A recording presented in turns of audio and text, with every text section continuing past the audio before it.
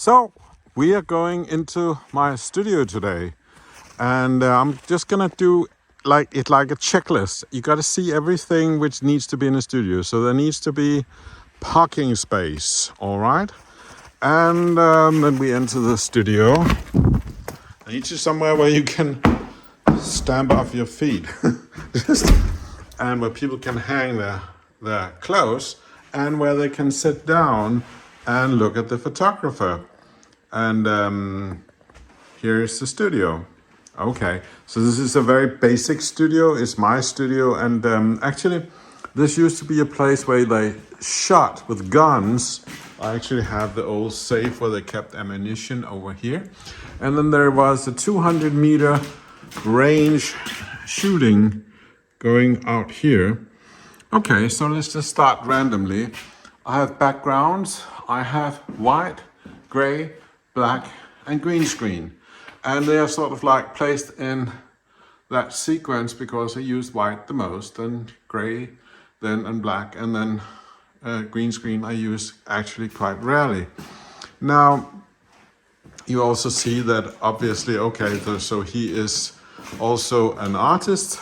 And these are actually sort of like based on photo, but they are sort of like with the anyway, they're painted on metal, but they're based on photos. Okay, and that's more sitting places and so on. I got some old stuff from an old movie theater, and then I got 4 lamps, and they're all placed hanging on the wall because kids have a tendency to tear them down. I got some baby shit, what kind of language is that? But I got for newborns and so on, we want to have places where we can put them. So I can make a nice cradle here. I can, with one material, I can make it more homely using this material. And I can even put some skin on it, and then we have another thing going, right? So, and I'm just talking about skin. Older kids like to ride on this one here,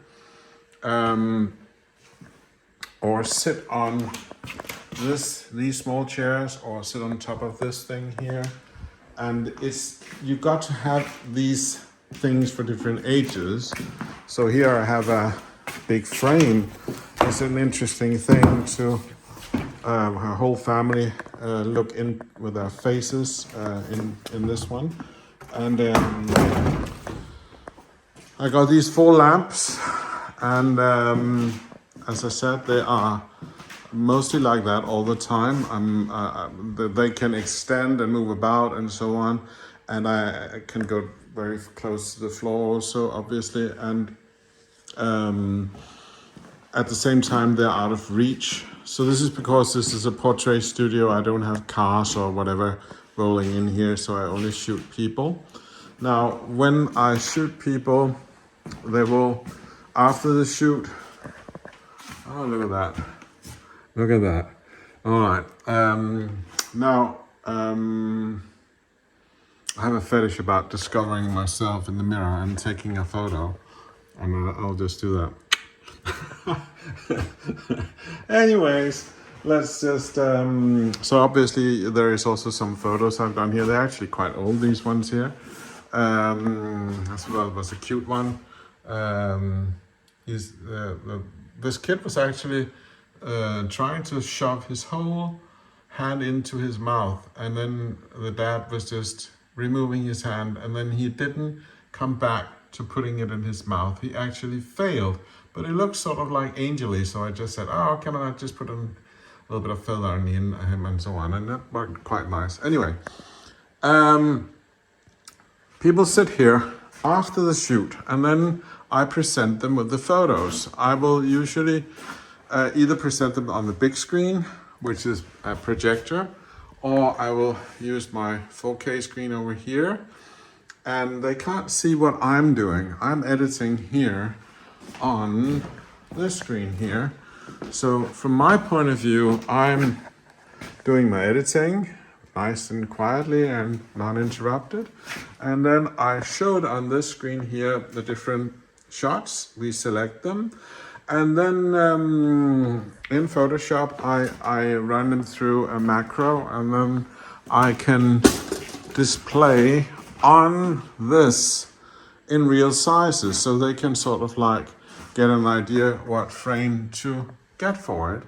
And that's actually a very smart system, because then you can see immediately what size would be right. So when they have selected a photo here, I do a little bit of photo editing on it, and I will show them in 10 different real size photos, which you easily can get a frame for. That's very smart.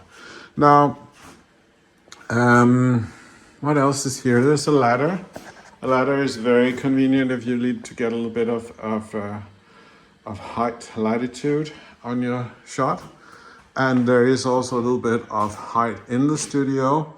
You can live without that, but it's nice that it's sort of like, what is it, like a little bit above 3 meters up in height, and that's nice.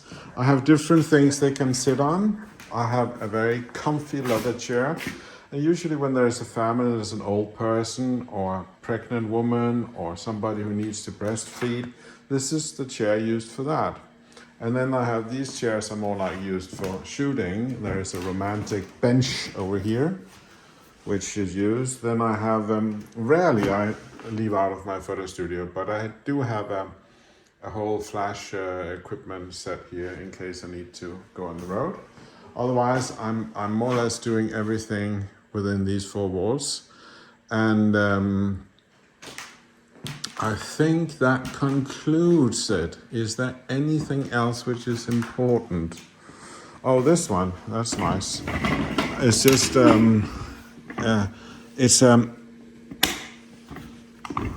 think you get them in auto shops, but they're very nice. They can move around very fast. And that goes for speed in finding perspectives and so on. So I use that. It's recommended. It's a mechanic chair. I think it's actually used to repair cars, but it's very handy. I really like it.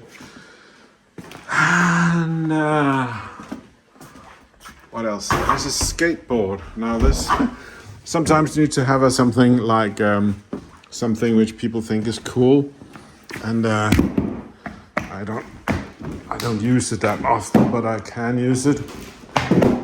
But it's not really a thing. But why did I do that? It's been a very long time since I could do anything interesting with this thing here. But it's sort of like ended up here. And I guess it sort of also gives a little bit of sort of like feeling of home. When you have your own studio, people come in and it doesn't have to look like it's a barren place, like there is nothing here which is personal. My calling cards is here and here. So people can easily grab that in case they want to refer me to the rest of the family and so on. What else? I think that is... Oh, then I have an example of different materials. This is canvas, right? And then I have where it's sort of like made on Dibond. There's no reflections on it to mount to anything, just as the canvas. So that's a smart thing to show people. I also have a canvas in rather rough quality, so people can see, oh, this hasn't been treated, this is like poor quality. And why is that important? Because then I can say that I do this super quality here, and then they can see what's the difference. Oh, that's there. This is good, but it will not look good in a few years, and it's quite vulnerable for dust. It can't be washed and so on. So I make a point out of that I sell quality and did you just take a picture of me, you little bugger? Nah. It's actually not the most amazing quality studio lamps I have. They're quite old and worn out, but I know them. I guess that's very important that you know your equipment. And what else? I never had a burglar break in here. I have this fake security. It's not connected. Don't tell anyone. But that's a smart idea to have something like that in case of whatever. I think unless I can't remember anything else which is like really important right now. So I think I'll just, you're welcome to add something in the comments if there's anything else you want to know.